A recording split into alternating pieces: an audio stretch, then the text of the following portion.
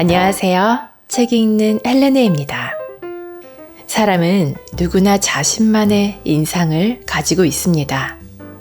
우리 몸속에 있는 위와 장도 인상과 마찬가지로 위상과 장상을 가지고 있는데요. 실제로 위장 검사를 통해 살펴본 임상 결과에 따르면 건강한 사람의 위장은 아름답고 건강하지 않은 사람의 위장은 아름답지 않습니다. 위장과 장상이 좋은 사람은 심신이 모두 건강하지만 위장과 장상이 나쁜 사람은 심신 어딘가에 문제가 있기 마련입니다. 이것을 반대로 말하면 좋은 위상과 장상을 유지하는 것이 건강을 유지하는 비결이라고 할 수 있습니다. 그렇다면 위상과 장상에 가장 큰 영향을 미치는 것은 무엇일까요? 바로 식생활과 생활 습관입니다. 어떻게 하면 건강하게 오래 살 수 있는 식생활과 생활 습관을 가질 수 있을까요? 그것은 한마디로 말하면 미라클 엔자임을 소모하지 않는 생활을 하는 것입니다. 오늘 소개해드릴 책은 병 안 걸리고 사는 법입니다. 지은이 시냐 히로미, 펴낸 곳은 이하소입니다. 이 책은 세계적인 위장 전문의이자 미국 레이건 전 대통령의 주치의였던 저자가 알려주는 병에 걸리지 않고 활력이 넘치는 인생을 누리는 법을 담았습니다.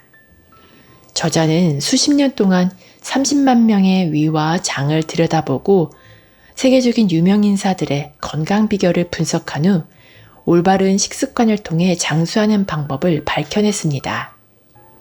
미라클 엔자임이라고 하는 효소를 채우는 방법과 건강 습관을 유지하는 방법을 소개하는데요. 보다 자세한 내용을 알아보기 위해 책 속으로 들어가 보겠습니다.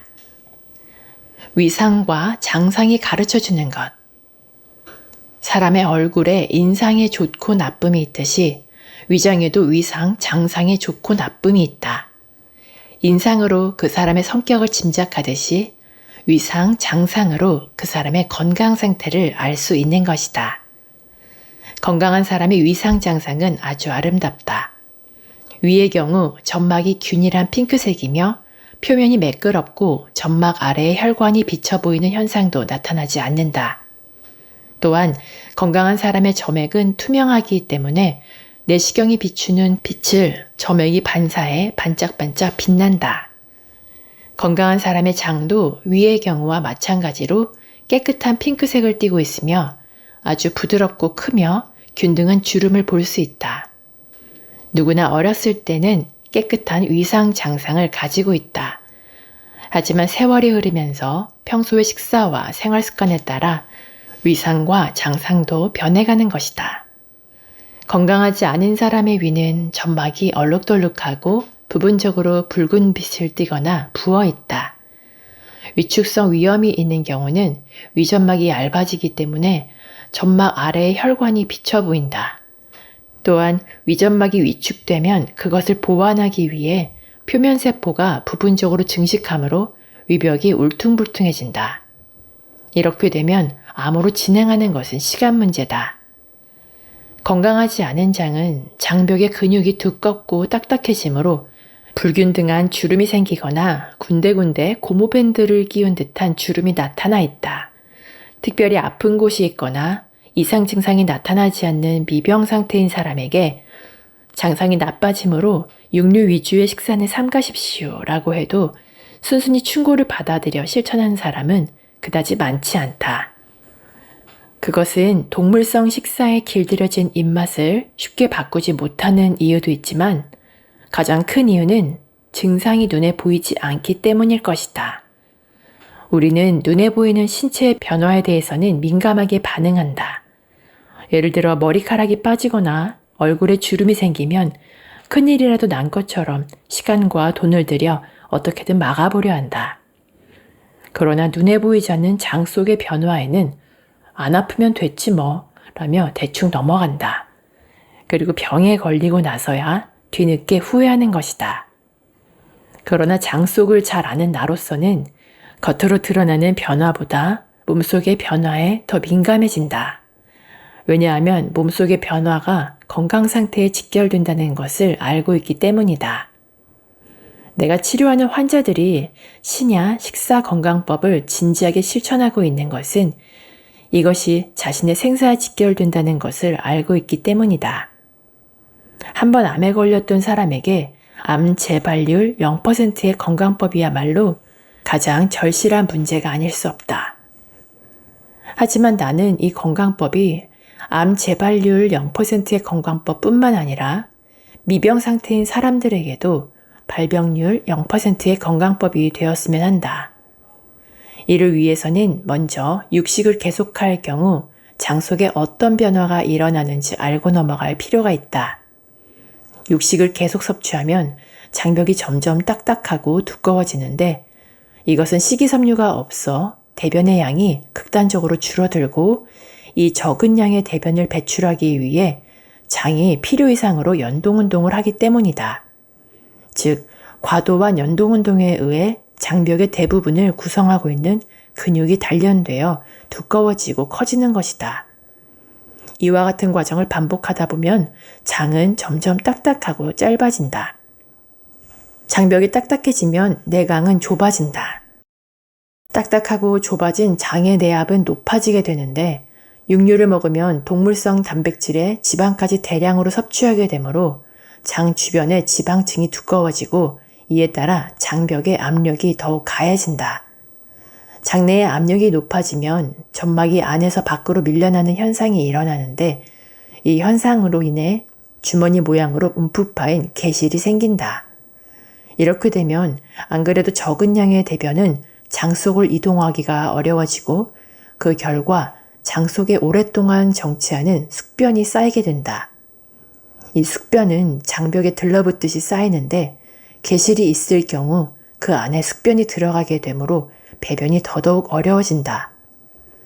개실이나 주름 사이에 쌓인 숙변에서는 독소가 발생해 그 부분의 세포가 유전자 변화를 일으켜 폴립이 만들어진다. 이 폴립이 자라서 암으로 진행하는 것이다. 장상의 악화는 대장암, 대장폴립, 개실염 등 각종 대장 질환을 일으키는 것으로 그치지 않는다. 실제로 장상이 나쁜 사람의 많은 수가 자궁근종, 고혈압, 동맥경화, 심장병, 비만, 유방암, 전립선암, 당뇨 등 이른바 생활습관병을 가지고 있다. 이처럼 위상 장상이 나쁘다는 것은 단순히 겉모양이 나쁘다는 뜻이 아니라 몸이 내부에서 병들어가고 있음을 의미한다. 건강의 열쇠는 엔자임의 양이었다. 엔자임이란 과학적으로 말하면 생물의 세포 내에서 만들어지는 단백질성 촉매의 총칭이라고 할 수 있다. 쉽게 표현하면 생물이 살아가기 위해 필요한 모든 행위를 가능하게 하는 것이다.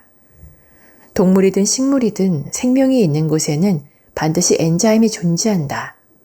예를 들어 식물의 씨앗에서 싹이 나오는 것도 엔자임이 작용하고 있기 때문이다. 이 싹이 잎으로 성장하고 커다란 줄기로 자랄 때도 엔자임이 작용하고 있다. 우리 인간의 생명활동도 수많은 엔자임에 의해 이루어지고 있다.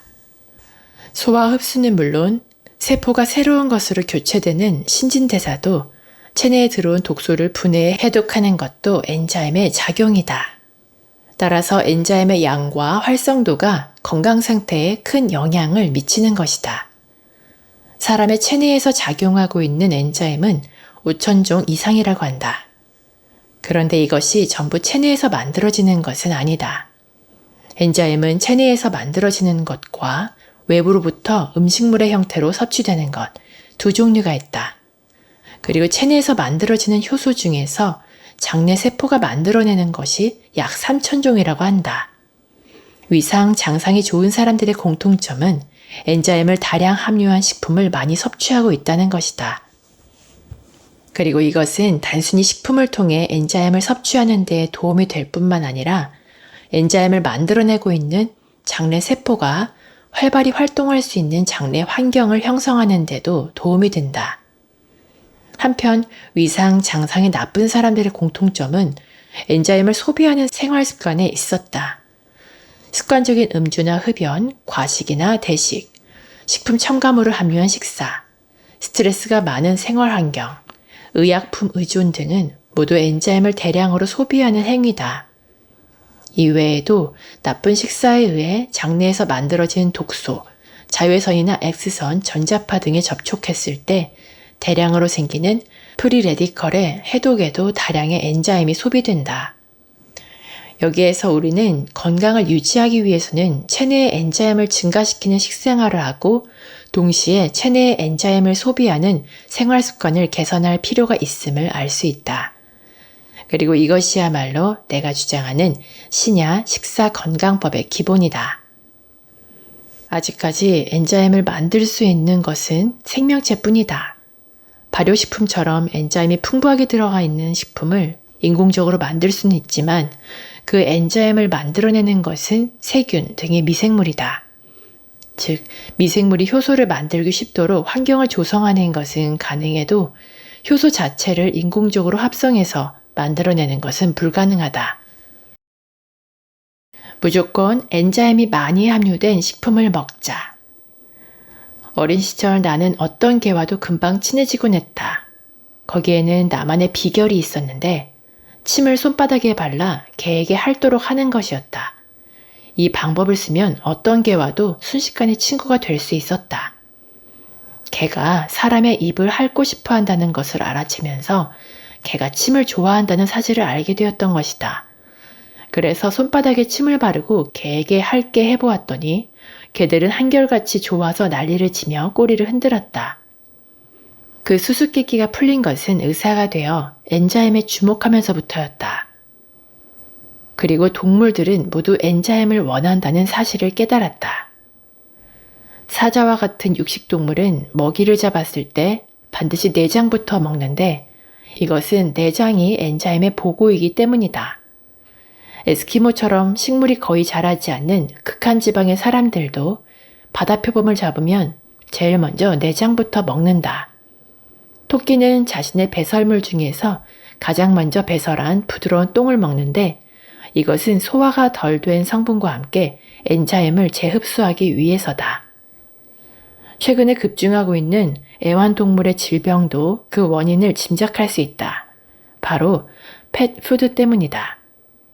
펫푸드에는 애완동물에게 필요한 영양분이 골고루 함유되어 있다고 하지만 그것은 어디까지나 엔자임을 무시한 현대의 영양학에 기반을 둔 것이다. 열량이 충분해도 그리고 미네랄, 단백질, 지방 등의 영양이 충분하다 해도 엔자임이 함유되어 있지 않으면 생물은 생명을 유지해 갈 수 없다. 그러나 엔자임은 열에 약해 48도에서 115도에서는 파괴된다. 그런데도 펫푸드는 통조림, 드라이푸드에 상관없이 가공 과정에서 반드시 가열된다. 즉, 엔자임은 펫푸드를 만드는 과정에서 사라지고 마는 것이다. 원래 야생동물은 익혀서 먹지 않는다. 나는 가까운 장래에는 대부분의 애완동물의 질병도 생활습관병이 될 것이라고 생각한다. 펫푸드의 문제는 사람의 식사에도 그대로 적용할 수 있다. 현재 영양학의 중심이 되고 있는 것은 열량과 영양소다. 열량의 과다 섭취를 삼가고 영양이 균형 잡힌 식사를 하자. 이것이 현대 영양학의 골자다. 현대 영양학에 따르면 하루에 필요한 열량은 성인 남성 2000kcal, 성인 여성 1600kcal이며 이것을 영양적 특징에 따라 나눈 4가지 식품군으로 균형 있게 섭취할 것을 권한다. 이 4가지 식품군 제1군은 유제품과 달걀로 양질, 단백질, 지질, 칼슘, 비타민 A, 비타민 B2를 함유한 영양을 더욱 완벽하게 하는 식품이다. 이 4가지 식품군 중 제1군 단백질군은 유제품과 달걀로 양질의 단백질, 지질, 칼슘, 비타민 A, 비타민 B2를 함유한 영양을 더욱 완벽하게 하는 식품이다. 제2군 칼슘군은 육류와 생선, 두부와 이들을 원료로 한 식품으로 양질의 단백질, 지질, 비타민 B1, 비타민 B2, 칼슘 등을 함유한 근육과 혈액을 만드는 식품이다. 제3군 미네랄 및 비타민군은 채소와 과일로 비타민류와 미네랄 섬유 등을 함유한 몸의 기능을 조절하는 식품이다. 그리고 제4군 탄수화물군은 곡물, 설탕, 유지방 등으로 당질, 지질, 단백질 등을 함유한 체온이나 에너지의 원천이 되는 식품이다. 그러나 이러한 내용 어디에도 엔자임, 효소라는 단어를 찾아볼 수 없다. 사실 식품에 함유된 엔자임의 양을 아는 것은 간단한 일이 아니다. 체내 효소의 양에 차이가 있듯이 식품이 가지고 있는 엔자임에도 개체차가 크기 때문이다.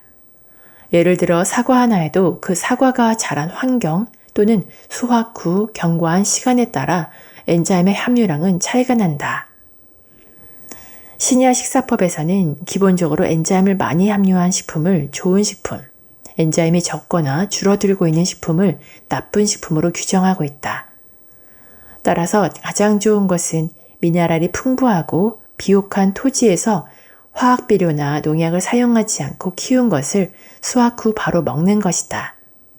채소, 과일, 육류, 생선할 것 없이 신선할수록 엔자임의 양이 많다. 우리가 신선한 식품을 먹었을 때 맛있다고 느끼는 것은 엔자임이 가득 들어있기 때문이다. 그러나 사람은 다른 동물과는 달라서 식재료를 조리해서 먹는다. 삶거나 굽고 때로는 기름에 튀기기도 한다. 엔자임은 열에 약해서 조리를 할수록 그 양이 줄어든다. 하지만 그렇다고 해서 무조건 날 것으로 먹을 수는 없다. 결국 식재료를 선택하는 법, 조리법, 먹는 법이 매우 중요하다. 꼭꼭 씹기, 조금 모자란 듯 먹기가 건강에 좋은 이유. 음식을 잘 씹어 먹는 것은 소화에도 좋은 점이 있다. 그중 하나가 미라클 엔자임의 절약이다. 나는 항상 한 입 먹을 때마다 35에서 40회 정도는 씹는데 보통의 음식이라면 이 정도에 완전히 걸쭉해져서 저절로 목으로 넘어간다. 딱딱하거나 소화가 잘 안 되는 음식일 때는 70에서 75회 정도 씹는다. 우리 몸은 씹으면 씹을수록 치매 분비가 활발해지며 위액이나 담즙 등도 잘 섞여 소화가 원활해지도록 되어 있기 때문이다. 사람의 장벽이 흡수할 수 있는 물질의 크기는 15미크론으로 이것보다 큰 덩어리는 흡수되지 않고 배설된다. 이 때문에 잘 씹지 않으면 10을 먹어도 3 정도밖에 흡수되지 않는다. 이 같은 이야기를 하면 젊은 여성들은 흡수되지 않으면 살도 안 찔 테니까 좋잖아요 라고 말하는데 문제는 그렇게 간단하지 않다. 소화 흡수되지 않은 물질은 과잉 섭취한 경우와 마찬가지로 장내에서 부패나 이상 발효를 일으키기 때문이다. 부패한 결과 여러 가지 독소가 생기고 이 독소의 해독을 위해 대량의 엔자임이 소비된다. 게다가 소화하기 쉬운 것과 어려운 것이 뒤섞여 흡수율이 고르지 않게 되기 때문에 균형 잡힌 식사를 해도 영양소에 따라서는 부족해지는 경우가 생긴다. 특히 미량 영양소는 부족해질 위험성이 높다고 할 수 있다. 최근에는 열량의 과잉 섭취로 살이 쪘는데도 영양소가 부족한 사람이 늘어나고 있는데 이것은 영양균형이 나쁘고 제대로 씹지 않은 데서 오는 소화 흡수 불량의 원인이라고 볼 수 있다. 따라서 잘 씹는 것은 다이어트 효과도 있다. 꼭꼭 씹으면 아무래도 식사 시간이 오래 걸리므로 먹고 있는 중에 혈당치가 올라가 식욕이 억제되어 과식하지 않게 된다. 무리하게 식사량을 줄이지 않아도 꼭꼭 씹음으로써 자신에게 필요한 양으로 포만감을 느낄 수 있는 것이다. 꼭꼭 씹어서 침이 많이 나오면 그만큼 분비되는 엔자임의 양도 늘어나므로 결과적으로 엔자임이 소모된다고 생각할지도 모르겠지만 실제로는 그렇지 않다. 제대로 씹지 않은 음식물을 위장으로 보낼 때보다 전체적으로 소비되는 엔자임의 양은 훨씬 적다. 그리고 꼭꼭 씹음으로써 식욕이 자연스럽게 억제되어 먹는 양이 줄어들면 소화와 흡수에 사용되는 엔자임의 양도 감소하므로 전체적으로 보면 엔자임을 더욱 절약하게 되는 것이다. 소화에 소비되는 엔자임의 양이 감소한다는 것은 미라클 엔자임을 소모하지 않아도 된다는 뜻이므로 해독이나 에너지 공급 등 몸의 항상성을 유지하기 위해 사용할 수 있는 엔자임의 양이 늘어난다는 것을 의미한다. 그 결과 저항력과 면역력이 높아져 장수로 이어진다. 또한 소식을 하게 되면 먹은 것이 거의 깨끗하게 소화 흡수되므로 소화되지 못한 여분의 물질이 장내에서 부패되어 독소를 발생시키는 일도 없어진다. 레이건 대통령, 더스틴 호프만, 베라왕, 손정희 등 세계적인 리더의 주치의였고 30만 명 넘게 위장을 치료한 전문의가 권하는 방법이니 꼭 기억하시고 실천하셔서 굵고 길게 사셨으면 좋겠습니다. 기회가 되신다면 책을 직접 읽어보시고 더 건강하게 삶을 즐기면서 오래 사시는 여러분 되시기를 바랍니다. 오늘도 끝까지 저와 함께 해주셔서 감사드리고요. 구독과 좋아요, 댓글, 알람 설정은 제게 큰 힘이 됩니다. 즐거운 하루 보내시고 다음에 또 만나요.